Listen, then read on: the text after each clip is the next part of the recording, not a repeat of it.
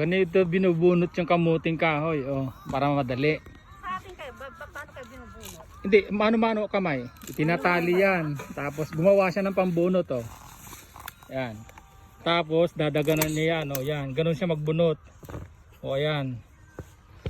Yan, itinali niya. Ayan. Ganun lang siya. Maganda pa. Matanda na to, 70 plus na, cancer survivor, colon cancer. Tingnan nyo. Sa atin to, nakaupo na kamo. Oo, naopera yan pero napakasigla niya.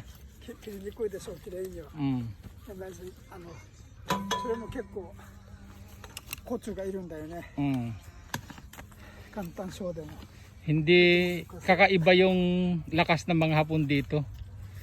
Ay mga matatanda dito sa Japan. 70 plus, tignan nyo. Pero sa atin pag 60 pa lang nasa bahay na, 50 nasa bahay na.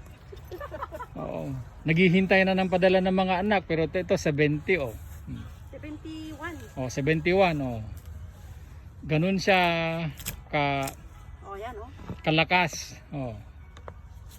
Ayan.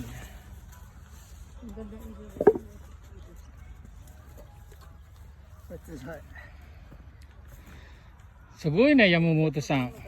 すごい元気。いやいやいや、やっぱりね、年寄りだから体力がなくて疲れてね。羨ましい。そのなんか力すごいじゃん、力。いやいや、力ないよ。これが掘ってんだからね。私の力がないよ。Ganun lang kasimple ang pagbubunot nila ng kamuting kahoy. Tatali muna. Tapos i-connect yung tali dun sa ginawa niyang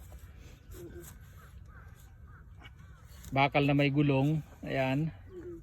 Sa kanya dadaganan dun sa dulo. Nakuha na niya yung niya nung una, nahirapan din siya, ngayon hindi na. Yan. 71 siya Parang tubig-tubigan daw. 71 siya, pero tignan nyo yung lakas niya. Napakadali magbunot ng ito si Inday, queen ng kamuting kahoy. Siya na reyna ng kamuting kahoy. Akala nyo lang dun sa pag yung wala siyang trabaho, social na social yung bihis niya. Pero tignan nyo, walang karte-arte. Kita mo malaki, grabe Ay, grabe, tama na. Ayan, ganyan yung mga Pilipina dito, walang karte-arte. Kung hindi ka magsipag, wala. Kangkungan ka, matutulog. Yamamotoさん、上手だな。上手だね。Yung mga gustong mag-order ng kamuting kahoy, yung sapatos mo, doon sa may mga dahon. Doon sa may mga dahon. Yung pa-up ka mo, 600. pag yung i-deliver sa inyo, 600 ay Hindi usap na lang tayo sa presyo.